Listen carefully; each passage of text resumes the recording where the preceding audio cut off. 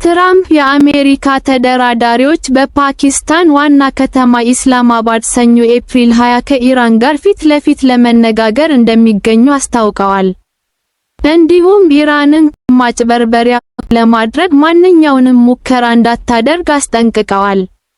በኢራን በኩል ባለስልጣናት ሁለቱ አገራት ከመጨረሻው ስምምነት የራቁ ናቸው እና ዩናይትድ ስቴትስ የኢራንን ወደቦች የባህር ላይ እገዳ እስክታነሳ ድረስ የሆርሙዝ የባህር ወሽመጥ ገደብ እንደሚጠብቃቸው ተናግረዋል።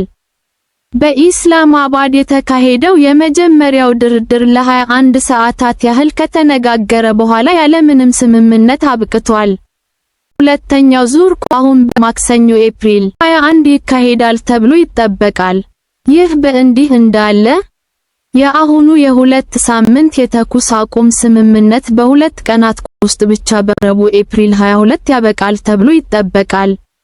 ብዙ ሪፖርቶች እንደሚያሳዩት እነዚህ ውይይቶች ያለ ምንም ለውጥ ሊጠናቀቁ ይችላሉ። ዓለም አቀፍ ገበያዎች በነዳጅ ዋጋ እና በማጓጓዣ መንገዶች ላይ ባለው ተጽዕኖ ምክንያት ሁኔታውን በቅርበት እየተከታተሉት ነው።